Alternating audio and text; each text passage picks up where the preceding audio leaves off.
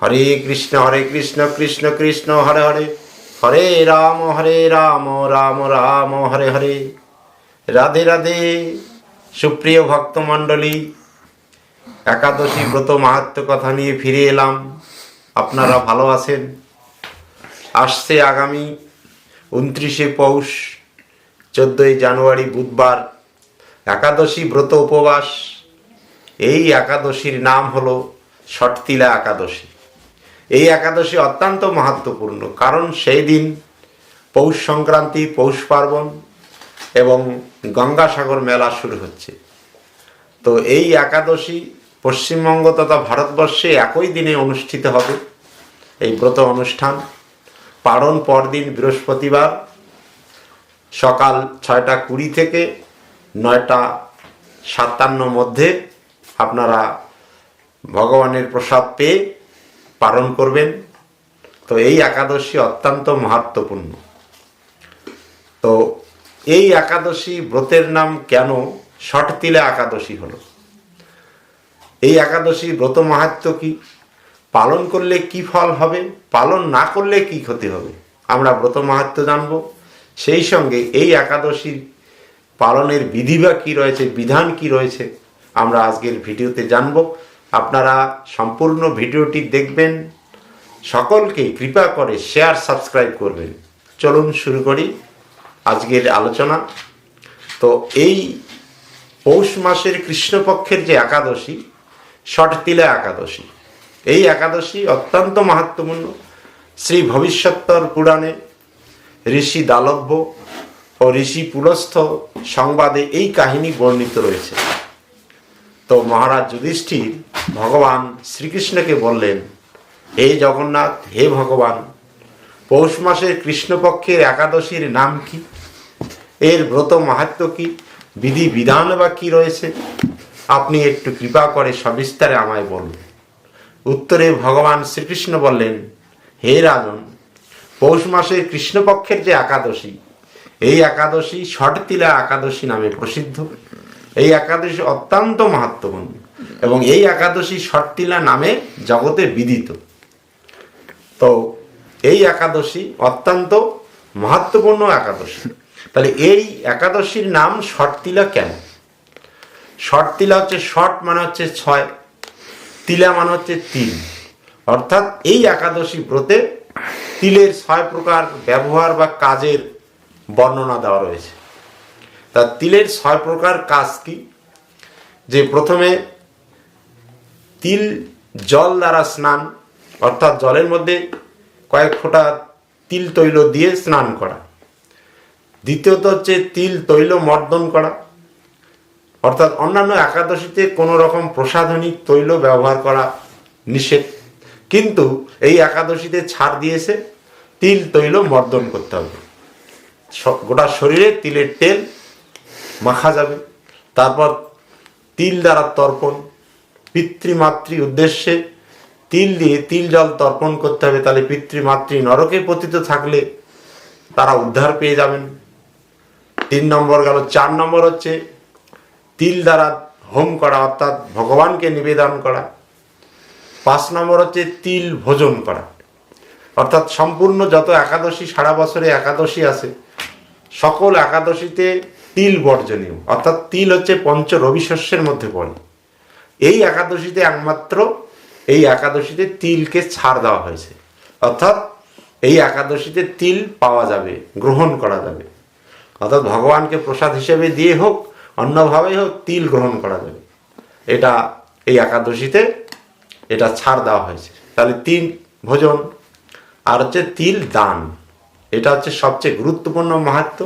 তিল দানের যথেষ্ট মাহাত্ম্য রয়েছে। যদি কেউ এই একাদশী ব্রত উপবাসের দিনে তিল দান করে, তাহলে সমস্ত পাপ মুক্ত হয়ে সে বৈকুণ্ঠ প্রাপ্ত হবে।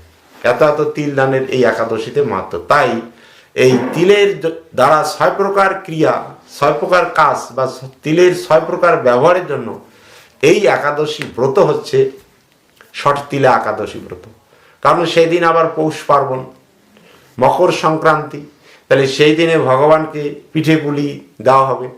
অনেকে তিলের পুর দিয়ে পিঠে তৈরি করে ভগবানকে নিবেদন করে, কিন্তু সেই পিঠে কিন্তু সেই দিন পাওয়া যাবে না, কারণ সেই পিঠে পরদিন সেটা হচ্ছে প্রসাদ হিসাবে গ্রহণ করে আপনারা সেই পিঠে দিয়ে পালন করতে পারেন, কিন্তু সেই দিন আর কোনো পিঠে পুলি গ্রহণ করা যাবে না, পাওয়া যাবে না। কারণ সেদিন হচ্ছে যেহেতু পৌষ পার্বণ, একাদশী ব্রত, একাদশী ব্রতে পঞ্চ রবি শস্য পাওয়া যায় না, তাহলে সেদিন অন্তত পক্ষে পিঠে পাওয়া যাবে না, পরদিন আপনারা সেই পিঠে পাবেন। তাই এই একাদশী অত্যন্ত মাহাত্ম্যপূর্ণ তিল দানের জন্য। তাছাড়া এই একাদশী ব্রত পালন করলে নরক যন্ত্রণা থেকে মুক্তি পাওয়া যায়। এই একাদশী এত মাহাত্ম্যপূর্ণ যে সমস্ত রকম দুঃখ, দুর্দশা, মানসিক অবসাদ, ক্লেশ এবং দুর্ভাগ্য, দুর্দশা সব দূরীকরণ হয়, বিদূরিত হয়। এত এত এই একাদশী ব্রতের মাহাত্ম্য। তাই ঋষি দালব্য, সেই মুনি ঋষি সেই পুলস্তকে জিজ্ঞাসা করলেন, হে ঋষিবর, যে মর্তলোকের মানুষ গোহত্যা, ব্রহ্মহত্যা, সম্পদ অপহরণ, পরনিন্দা, পরচর্চা ইত্যাদি পাপ কর্মের দ্বারা তারা নরকে পতিত হয়, নরক যন্ত্রণা ভোগ করে। এই নরক যন্ত্রণা থেকে মুক্তির কি উপায় রয়েছে? এটা শ্রী ভবিষ্যত্তর পুরাণে ঋষি দালব্য, ঋষি পুলস্ত সংবাদে বর্ণিত রয়েছে। তাহলে ঋষি দালব্য পুলস্তকে জিজ্ঞাসা করলেন তাদের এই নরক যন্ত্রণা থেকে মুক্তির কি উপায় রয়েছে। উত্তরে ঋষি পুলস্ত বললেন, এই ঋষিবর, আপনি একটি উত্তম প্রশ্ন আমাকে জিজ্ঞাসা করেছেন। এর উত্তর আমি বলছি, আপনি মনোযোগ সহকারে শ্রবণ করুন। যে সামনে পৌষ মাসের কৃষ্ণপক্ষের যে একাদশী, এই একাদশী সেই সমস্ত যারা পাপকর্মে লিপ্ত তারা এই একাদশী ব্রত করবে এবং ভক্তি সহকারে, নিষ্ঠা সহকারে, নিরপরাধ চিত্তে সর্বেশ্বর হরির অর্চনা করবে। তারা পূজা অর্চনা করবে, রাত্রি জাগরণ করবে এবং চন্দন, কর্পূর, তারপর হচ্ছে শর্করা, তিল দ্বারা নৈবেদ্য প্রস্তুত করে ভগবানকে নিবেদন করবে, ভগবানের পূজা করবে। নারকেল, সুপারি দ্বারা অর্ঘ্য নির্মাণ করবে, সেই অর্ঘ্য ভগবানকে প্রদান করবে। সেই অর্ঘ্য প্রদান মন্ত্র যে কৃষ্ণ কৃষ্ণ কৃপালু তম গতিনাম গতির্ভব, ভগবানকে এই অর্ঘ্য মন্ত্র উচ্চারণ করে অর্ঘ্য নিবেদন করতে হবে। তাই ভগবান শ্রীকৃষ্ণ যুধিষ্ঠির মহারাজকে বললেন, হে রাজন, আপনি যে কথা জিজ্ঞাসা করেছেন ইতিপূর্বে দেবর্ষি নারদ একই কথা, এই একাদশীর মাহাত্ম্য কথা, এই একাদশীর বিধি বিধান আমার কাছে শ্রবণ করতে চেয়েছিলেন। আমি যে কথাগুলো দেবর্ষি নারদকে শ্রবণ করিয়েছিলাম সেগুলোই আপনাকে বলছি, আপনি মনোযোগ সহকারে শ্রবণ করুন। এ ব্যাপারে আমি একটি প্রাচীন কাহিনী বলছি, আপনি শ্রবণ করুন। তাই প্রাচীনকালে এক ব্রাহ্মণী ছিলেন। সেই ব্রাহ্মণী ছিল ভক্তিমতী, ভক্তি পরায়ণ। তিনি ব্রত পালন করতেন, পুজো পাঠ করতেন, দেবপূজা করতেন। তিনি দেবতা ব্রাহ্মণদের অর্চনা করতেন, পুজো দিতেন এবং সেবা দিতেন। তিনি ব্রাহ্মণদের দান করতেন, কিন্তু তিনি ভিক্ষুকদের কোনো রকম ভিক্ষা দান করতেন না, অন্ন ভিক্ষা দান করতেন না। বৈষ্ণবদের অর্চনা করতেন, কিন্তু বৈষ্ণবদের কোনো অন্নদান কোনোদিনও করেনি। তাই ভগবান শ্রীকৃষ্ণ তাকে পরীক্ষা করার জন্য তিনি ভিক্ষুক ব্রাহ্মণ বেশে একটা তাম্রপাত্র হাতে নিয়ে সেই ব্রাহ্মণীর গৃহে একদিন উপস্থিত হলেন। তিনি ব্রাহ্মণীর কাছে তিনি ভিক্ষা চাইলেন, কিন্তু ব্রাহ্মণী, তার তো ভিক্ষা দেওয়া অভ্যেস নেই। তিনি মহাক্রোধে কি করলেন, একটি মাটির ঢিল দিয়ে তার তাম্রপাত্রে ছুড়ে দিলেন। তো এইভাবে মাটির ঢেলা নিয়ে ভগবান স্বর্গে ফিরে এলেন। এবার এদিকে সেই ব্রাহ্মণী অনেক দিন পর তার এই ব্রত কর্ম সেবা পরায়ণার জন্য তিনি স্বর্গে গমন করলেন এবং স্বর্গে ফিরে এসে দেখলেন একটি মনোরম রাজপ্রাসাদ। কারণ তার এই ব্রত কর্মের পুণ্য প্রভাব এবং তিনি যে একটা মাটির ঢেলা ভগবানকে দান করলেন তার প্রভাবে তিনি একটা মনোরম প্রাসাদ স্বর্গে পেয়েছিলেন। সেখানে এসে তিনি দেখলেন যে সেই গৃহে কোনো অন্ন বা কোনো খাদ্য দ্রব্যাদি নেই, শূন্য। তখন তিনি দুঃখিত হলেন এবং মহাক্রোধে ভগবান বিষ্ণু শ্রীকৃষ্ণের দেখা করতে গেলেন। তিনি করজোড়ে প্রার্থনা করলেন, হে ভগবান, আমার গৃহ শূন্য কেন? কোনো দ্রব্যাদি নেই। আমি তো ব্রত পরায়ণ, সেবা পরায়ণ, এত পূজা পার্বণ করেছি, এত ব্রত পুণ্যকর্ম করেছি, কিন্তু আমার গৃহ শূন্য কেন? তখন ভগবান বললেন যে তুমি তোমার গৃহে ফিরে যাও। গৃহে ফিরে গিয়ে গৃহের দরজা বন্ধ করে তুমি গৃহের মধ্যে বসে থাকো। তোমাকে দেবপত্নীরা দেখা করতে যাবে, তোমার সাক্ষাৎ করতে যাবে, এবং তুমি তাদের কাছে এই ষটতিলা একাদশী ব্রতে পূর্ণ ফল প্রার্থনা করবে। তারা যদি পূর্ণ ফল তোমাকে প্রদান করে, তাহলে তোমার ঘর গৃহ সম্পূর্ণ ধন ঐশ্বর্যে পরিপূর্ণ হবে। তিনি ভগবানের কথা মতো গৃহে ফিরে এসে তিনি ঘরের দরজা বন্ধ করে তিনি বসে রইলেন।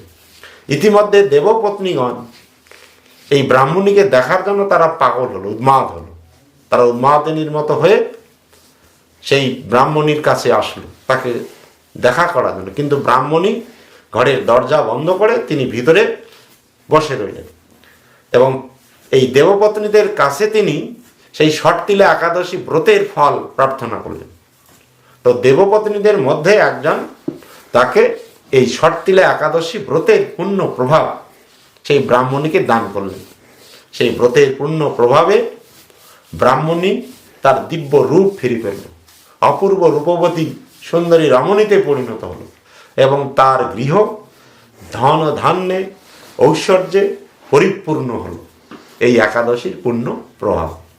তাই ভগবান শ্রীকৃষ্ণ মহারাজ যুধিষ্ঠিরকে বললেন, হে রাজন, যে এই ভক্ত ভক্তি নিষ্ঠা সহকারে এই ব্রত পালন করবে তার দুর্ভাগ্য দূরীভূত হবে, সমস্ত দুঃখ দুর্দশা, মানসিক ক্লেশ, মানসিক অবসাদ দূরীভূত হবে। তিনি ভগবত কৃপা লাভ করবেন, সমস্ত প্রকার পাপ থেকে তিনি মুক্তি লাভ করবেন, সমস্ত প্রকার নরক যন্ত্রণা থেকে মুক্তি লাভ করবেন। অনেক অনেক মাহাত্ম্য।